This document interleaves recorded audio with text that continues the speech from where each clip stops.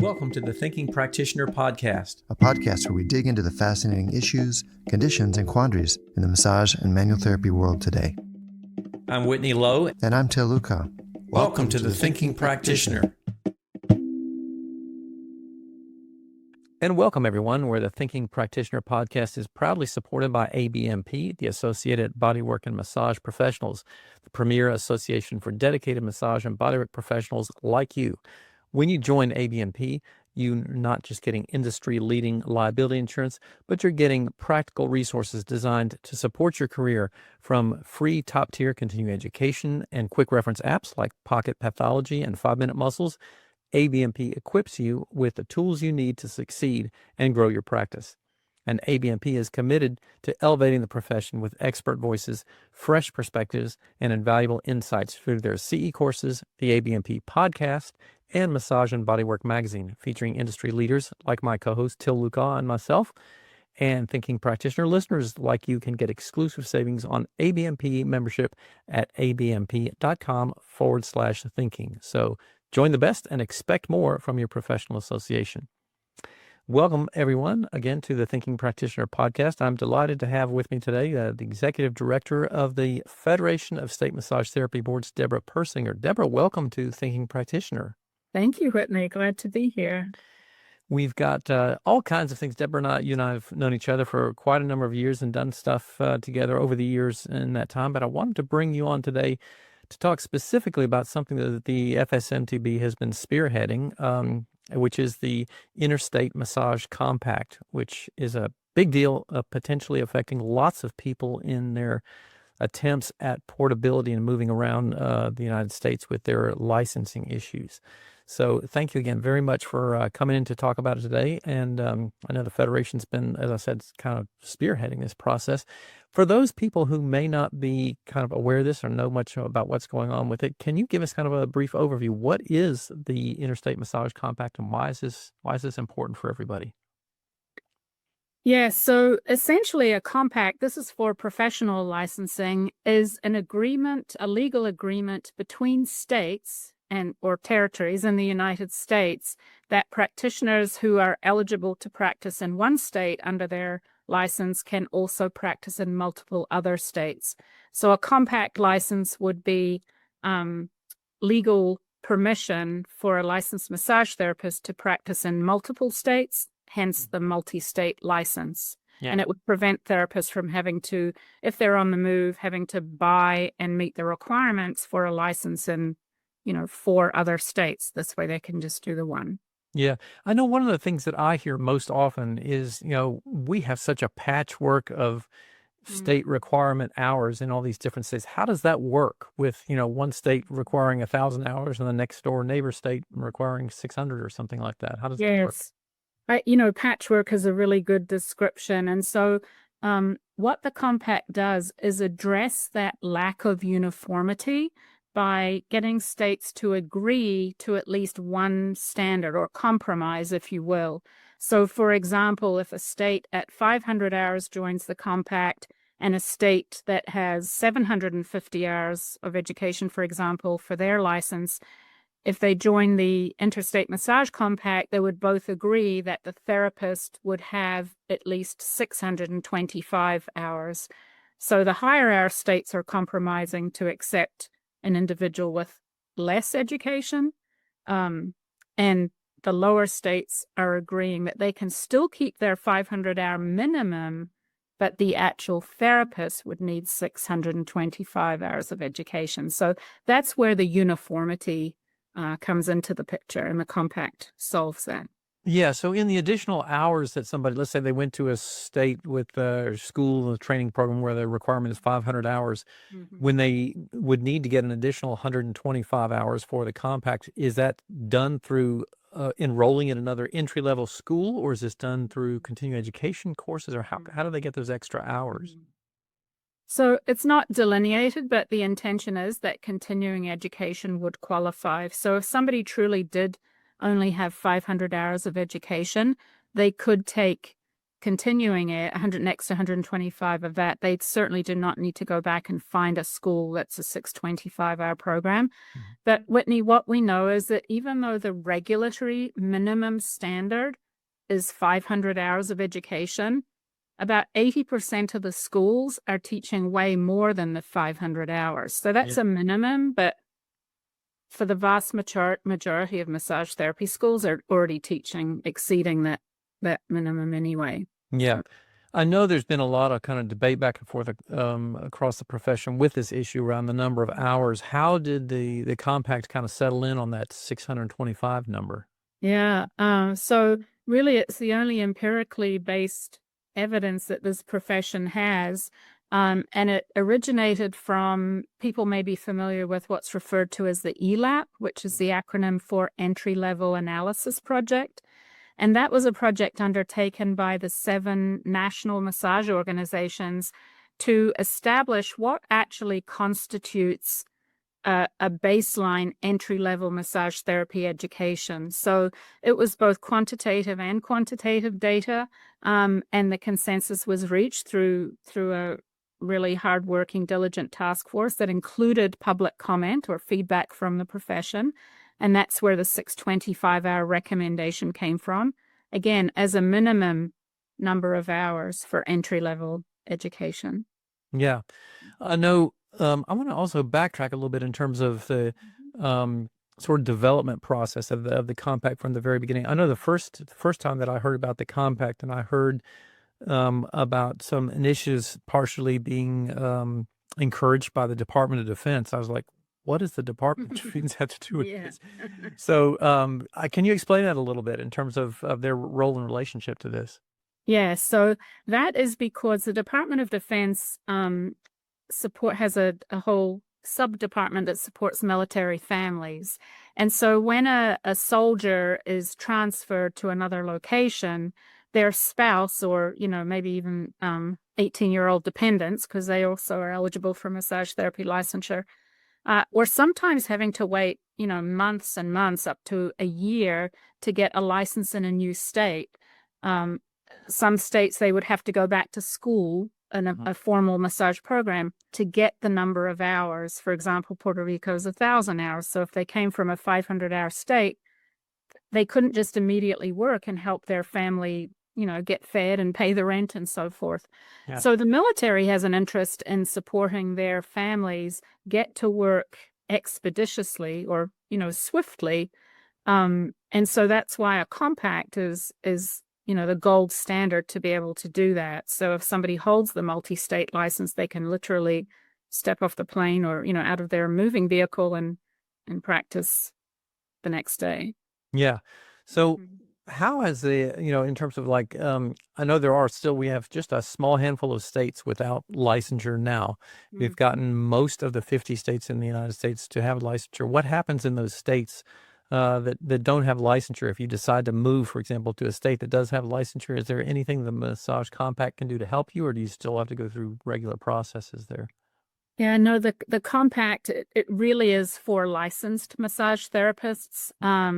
I mean, for example, Vermont is a registration state, so you just let somebody know that you're practicing there. There are no standards or other qualifications, and so that individual would not be eligible or desirable to be on the move, holding themselves out as a massage therapist. So it truly is for states with licensure, and we've got 3: Kansas, Wyoming, Minnesota, and then California does not have licensing. They have the voluntary certification, and then Vermont with the registration. So.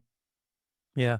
And I would imagine too, that I hadn't really thought about this a great deal, but people who are in cities or locales that are in border regions, like maybe you are from Kansas, and like there's Kansas City is right on the border. And so you might have an issue living in one state and working in another or something like that, where that might be a licensure issue. I'm assuming that's something else that the compact would be very helpful in addressing. Yes, it's not just for people who want to move across the country or follow triathletes around all 50 states. Yeah. It can be for people who reside in one state and work across the state line. Yeah. So this is when I was reading some of the stuff on the compact, there is sort of a designation between a home state and a remote state. Is that right? Is that how that sort of is designated? So your home state would be where you did your initial training, or not? No, so the home state is where you would currently reside, where you call your home, the place of residence. And that's where you would be licensed. And so the remote state would be any other state in the compact that isn't where you call your home. Where you have the license that you have right now would be your home state. Yeah. Now, if you move across the nation and, buy a house there, you can redeclare where your home is.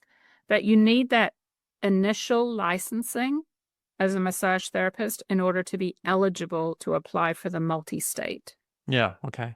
Yeah, it's not one or the other. It'll be your home state license of origin plus a multi-state. If you choose to get it, a multi-state license is not for everybody. Yeah, so this would be a volunteer program, obviously. Absolutely. Yeah.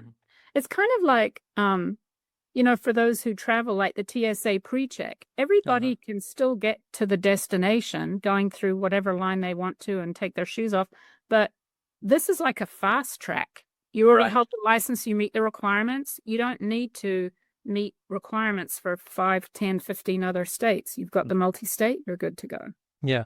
So would this be something that would be implemented at the time of initial licensure, or would this still be something like a separate process? Like I just got my license, but I'm also possibly going to be moving. So then I apply to get the compact or the interstate license.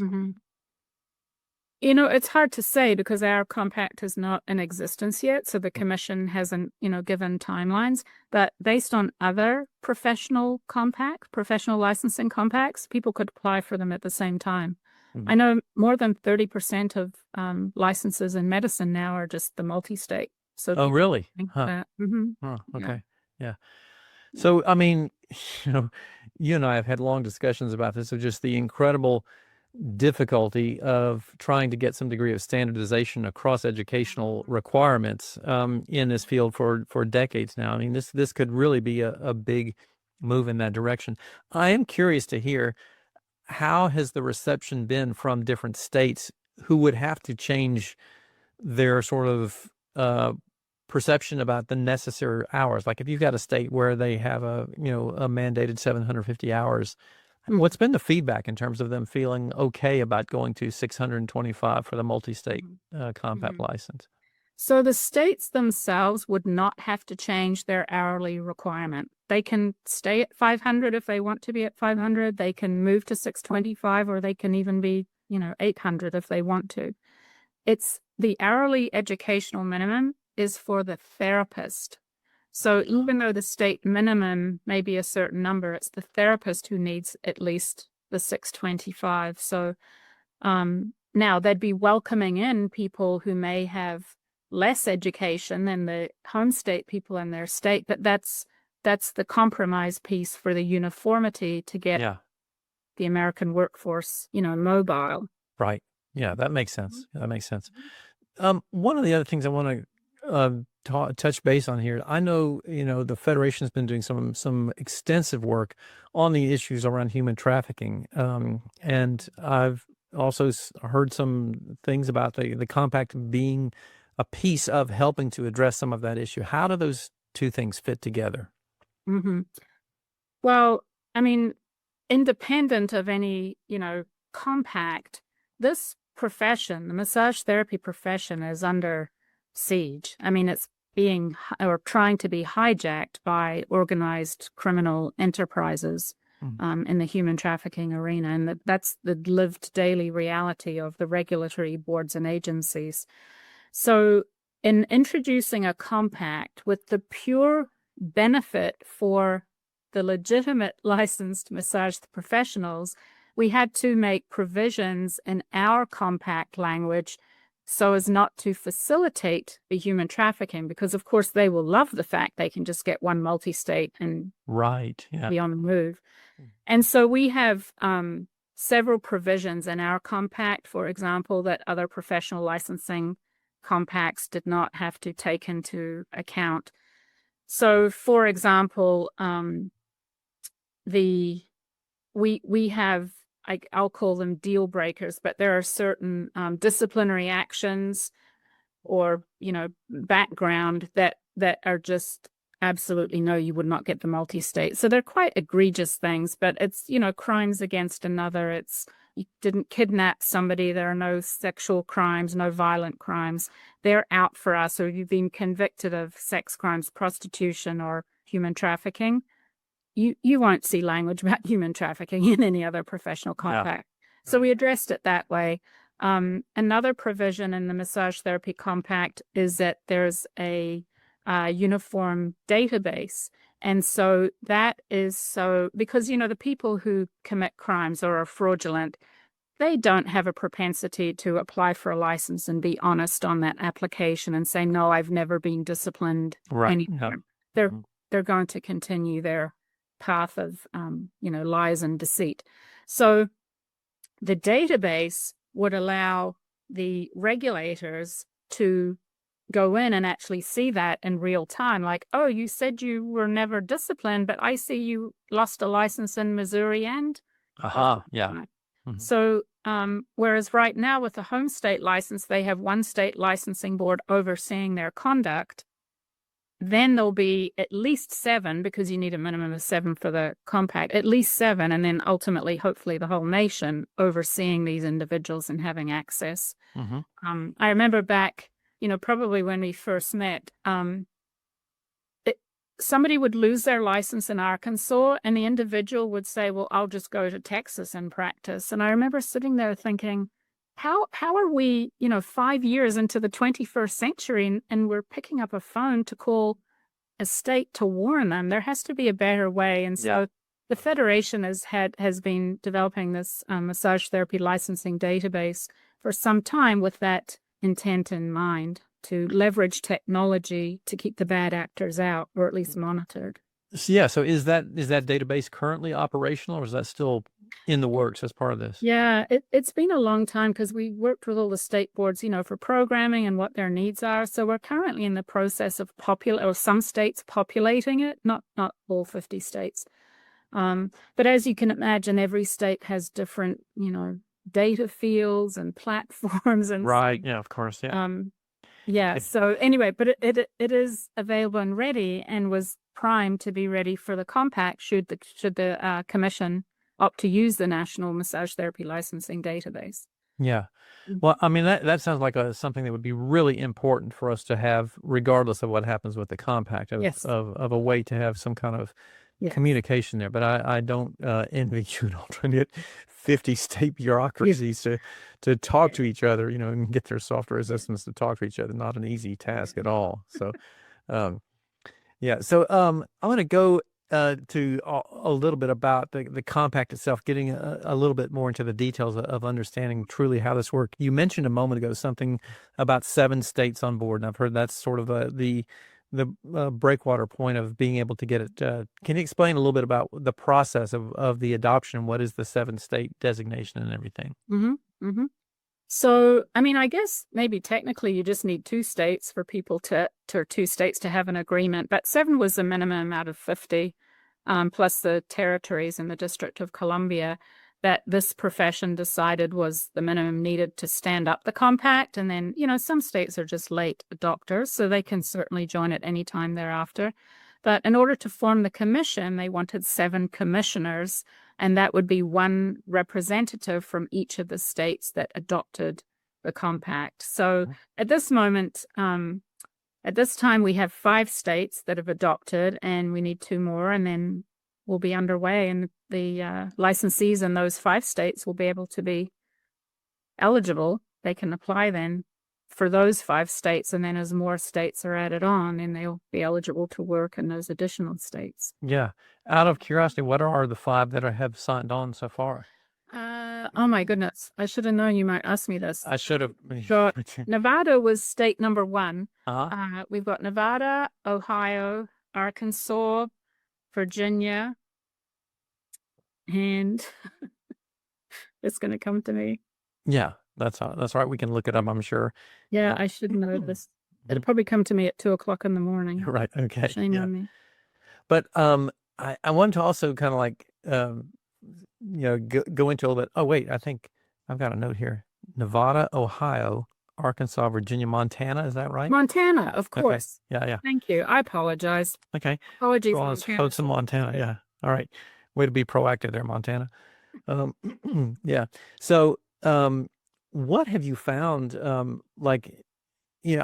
mean, this to me sounds like a great idea. So, like, I guess this is kind of a silly question to say, what's the holdup in bureaucracy? But what are the big hurdles or obstacles right now that are keeping this from happening? Yes. So, oh my goodness. It's such a gift to the profession to make life easier for the good guys, for the legitimate professionals, with stipulations in place to keep the bad actors out or to not facilitate their enterprises. It's such a good question, and you wonder why we even have to ask ourselves. I need to backtrack to give context. Is that okay? Of course. If I Yeah, do? please So, do. Yeah. when the compact was developed, there was a technical advisory group convened, and that had representatives from all stakeholder groups. So we had obviously regulators at the table. We had educators. I mean, CompTIA was there, but there were also individual school directors and educators. We had both professional, or the two main professional associations, ABMP and AMTA. We had actual legislators at the table as well. We had individual licensed massage therapists, seasoned professionals, newer professionals. So these people gave the technical advice to get the skeleton or the framework of what we thought a compact would look like for this profession. And then that went out for public comment for 3 months so that we could get the feedback from the profession. Hey, are they on track here? Or, what do you suggest? So fast forward to that was all taken into consideration. We worked with Council of State Governments on that because they've guided other professional compacts through the process. So we followed their best practices as well. We were able to reach consensus. We explored every angle, every which way upside down. We adjudicated, ethically, like which populations might be disadvantaged by these decisions, which would be advantaged. It was really thoroughly vetted. And so consensus was reached, and that's the model language that was put out and has been adopted by the 5 states. Going forward, and of course, reaching consensus is an exercise in compromise, right? Nobody always gives thumbs up to every single aspect, but we end up with I can live with it. I understand the rationale. So, but AMTA subsequent to that consensus, has different opinions, and they want different language in the compact. And so, for example, the compact intentionally does not name an exam. People need to have passed a licensing exam or some kind of assessment to show that they're competent to practice. It's not named because this compact is designed for the future. It's even the next 75 years, right? To take us to the year 2100. And so who knows what will be in place at that time. But there is a descriptive or an exam requirement that it has to be psychometrically sound. It has to meet certain parameters. And I don't want to speak for AMTA. Their material is out there for folks to see, but that's one of the hiccups. They wanted the NCB exam to be named. The Federation has no qualms or complaints about that. We know that will be the case. The state boards right now accept the certification exam because there are therapists still practicing now that when the MBLEX wasn't around. So it's like a no-brainer. But just out of curiosity, do you remember or know what the number is now of the states that are still using the national certification exam as a licensure exam? Well, it's a historical acceptance. Yeah. So, I mean, all the ones that did before still do today. Nobody's not accepting it. But, I mean, we've there's been over 260,000 people who have taken the MBLEX. Mm-hmm. So the majority of LMTs in this country have the MBLEX. And so that's why there's a provision or substantially equivalent so that anybody prior to, I think it was 2014 that NCBTMB stopped Mm-hmm. or got out of the licensing area to focus on certification. And that we're grateful for that foresight and wisdom that they had. But of course, all those therapists prior to NCB stopping giving that exam would be accommodated. They can get a license right now. Yeah. But the commission doesn't exist to validate that, but that will be accommodated in rule. So that's one. And AMTA and FSMTB came out with a public statement saying that's what the intention is, but we're not the commission, so we can't make premature pronouncements. Another sticking point is that they want anybody who's held a license for 2 years be eligible for the multi-state. Well, under otherwise ordinary circumstances, that would be okay. But again, what we know is that there are many, many, many illegal people with a license. There's more than 20,000 illicit massage businesses in the United States. And so this is not even practicing, but just holding a license. Even if there are 5 people at each of those 20,000 illicit massage businesses, that would be 100,000 people that would then be eligible to hold a multi-state license. And we are not trying to facilitate human trafficking. I don't think anybody has the intention to facilitate it, but that's a consequence we keep trying to say. If you have in statute that somebody with a license for 2 years is eligible for a compact license, then the commission would be forced to give them the multi-state. If you have it in rule, the commission could say, oh, Jane Doe went to a legitimate school, as a real massage therapist, you're green lighted for the multi-state. But in rule, they could say, oh, you went to a fraudulent diploma mill, you've been arrested. No, you don't get it. And that's the difference between the flexibility of rule versus mandating in statute, where the hands are tied of the regulatory community. So some revisions have been proposed. AMTA's, lobbying for them right now, actually. And the Federation has stated the reasons why. I think, it could be a law of unintended consequences, but it's just, it's a little distressing for us because we can predict how this is going to go. So Yeah, and I am kind of curious, like, how do we get 20,000 illegally licensed massage therapists? Like, how did that happen? Yeah, it's many, many factors, Whitney, honestly. I probably spend more time working with law enforcement. This is not the day job I signed up for. Yeah. Initially, but they get a massage license even though they're not doing massage. And this is a $5 billion industry in the United States. So money speaks. Mhm. We federally protect or copyright our exam, the content. But because it's a barrier to them getting a license, they constantly try and steal our exam questions. We pursue legal action and go to court, but that's not really the solution. It's some state laws are more lax than others. We call to report a diploma mill, a fraudulent educational building, and I've been told by the people that oversee schools in a particular state, we don't want to restrain trade in our state. So, you'd think that Even if it's a diploma mill, they don't want to. Yeah, even though we have evidence, and I know it's Wow. it's commerce, money talks. So, we're getting better, and the Federation has helped network this information so states understand the extent of it.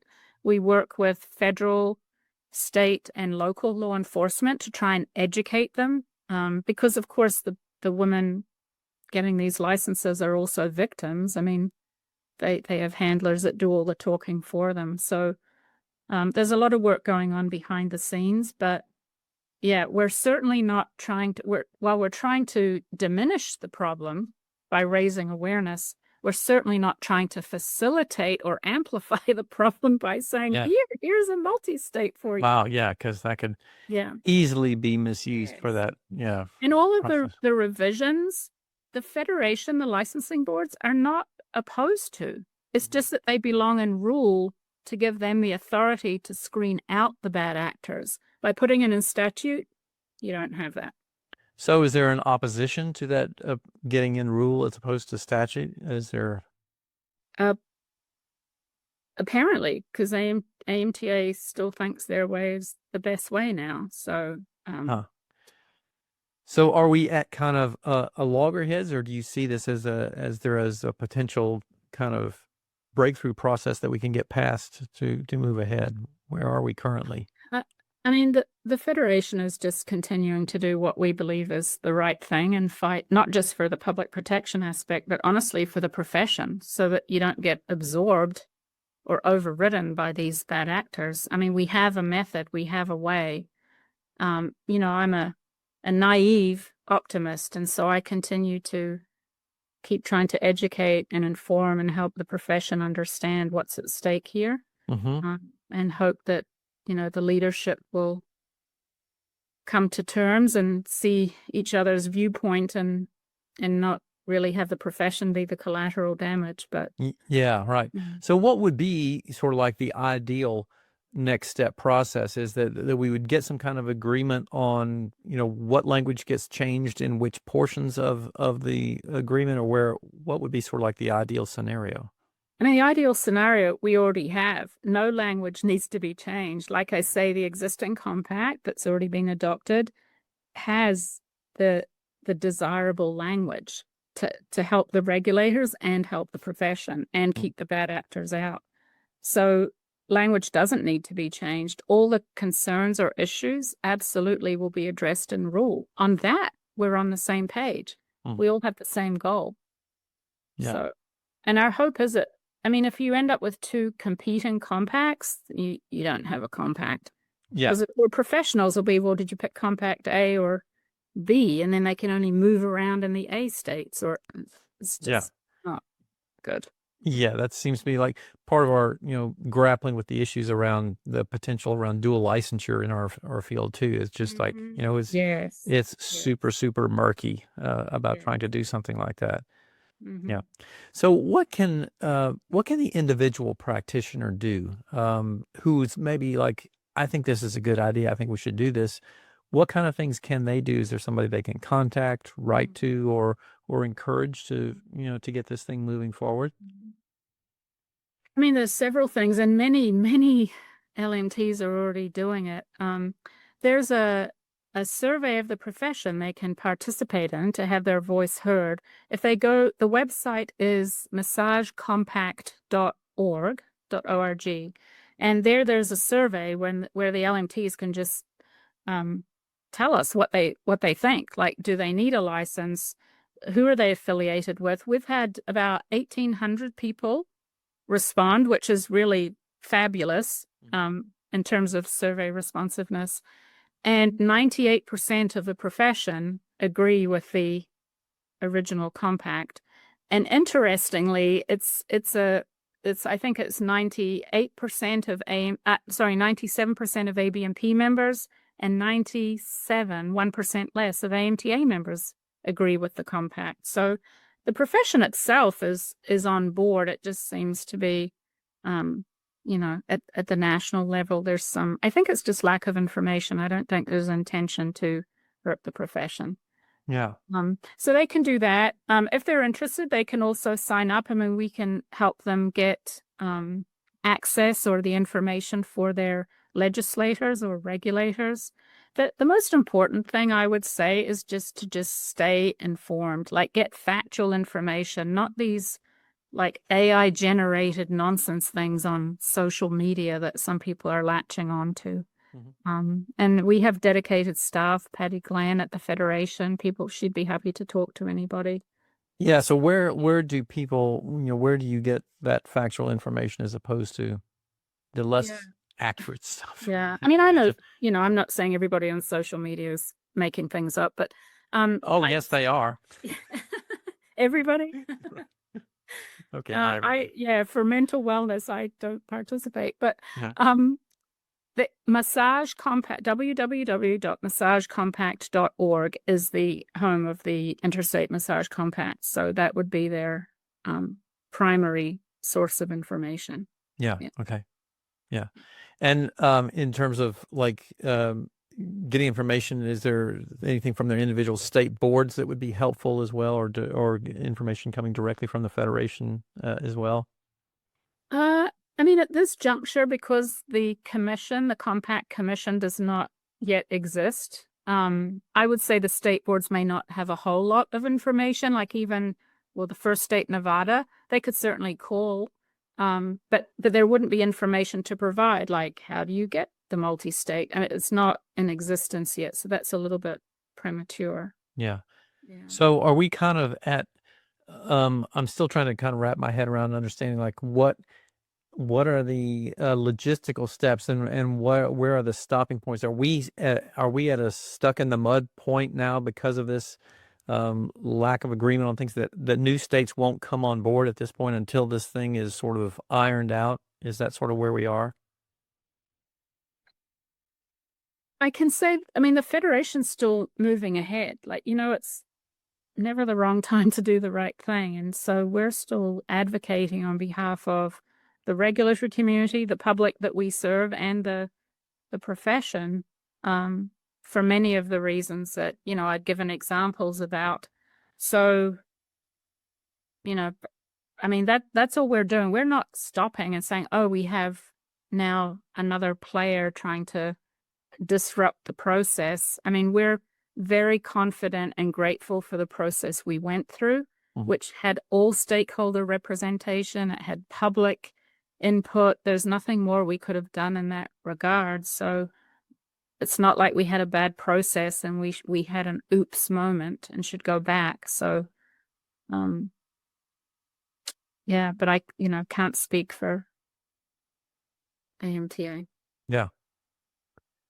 Well, I think this is a wonderful project. I think it's something that our profession has needed so badly. And I appreciate you giving us background and good thorough information. Anything that we missed in terms of helping people have a good understanding of the compact, what it is, why it's important, or how to see it move forward. Mm-hmm. I don't think so. I mean, the participation in the survey, educating themselves, we're always here to explain and help people understand.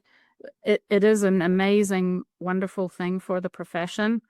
We hope that it will go through, but I understand hope is not a strategy. So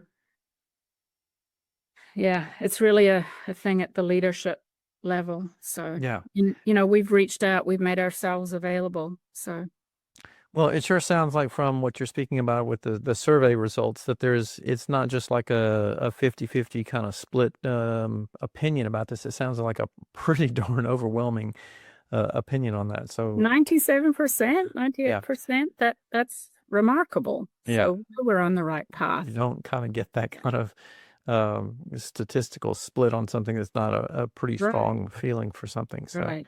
yeah. Exactly. Yeah. And Whitney, you're always so progressive. I remember working with you back in the day about online education, and people were fearful and saying, oh, this is a travesty. And now look where we are and everything that's happened in between. So yeah, remain optimistic. Yeah, we gotta. Well, I agree. Like we gotta hold out hope for the good things to happen here. So, well, Deborah, thank you so much for taking some time to talk with us today and explain some things about the compact. Because I know it's, I read some stuff on social media. Some people not thoroughly understanding what's going on, and certainly not understanding like why there are things being held up and that sort of thing. So that helps us get a bigger sort of picture of what's going on here. So my encouragement to everybody is go take a look over on that website. And can you just tell us one more time that website? We'll make sure that gets into the show notes where people can go to get additional information. Certainly. It's www.massagecompact, all is one word, .org. Okay, wonderful. All right, Deborah, thank you again for joining us here on the Thinking Practitioner podcast today. It's great having you. My pleasure. Appreciate the opportunity. Thanks, Whitney. And thank you to all our listeners, everybody hanging out here. And we'd like to thank our sponsors, Books of Discovery, who's been a part of the massage therapy and bodywork world for over 25 years. Nearly 3,000 schools around the globe teach with their textbooks, e-textbooks, and digital resources. Books of Discovery likes to say that learning adventures start here, and they find that same spirit here on the Thinking Practitioner podcast, and are proud to support our work, knowing that we share the mission to bring the massage and bodywork community thought-provoking and enlivening content that advances our profession. Instructors of manual therapy education programs can request complimentary copies of Books of Discovery's textbooks to review for use in their programs. And listeners can explore their collection of learning resources for anatomy, pathology, kinesiology, physiology, ethics, and business mastery at booksofdiscovery.com, where you as a Thinking Practitioner listener can save 15% by entering Thinking at checkout. Thanks again one last time to all of our listeners. We appreciate you hanging out with us here today. And to our sponsors, you can stop by our sites for the video, show notes, transcripts, and any extras. You can find that over on my site at academyofclinicalmassage.com and also over on Till's site at advanced-trainings.com. Till is off around the country doing some teaching. He'll be back with us here shortly. But in the meantime, we do want to hear from you with ideas or input about the show. So please email us at info@thethinkingpractitioner.com or look for us on our social media channels, YouTube, etc. You can find Till over on his at Till Luca and mine over on my name, Whitney Lowe, as well. So we really appreciate it if you would just take a moment to rate us on Spotify or Apple Podcasts. It does help us keep the show going as it helps other people find out how they're able to locate us as well. So please take a few seconds to do that. Thanks again, as always, and we look forward to seeing you, and we'll talk to you the next time.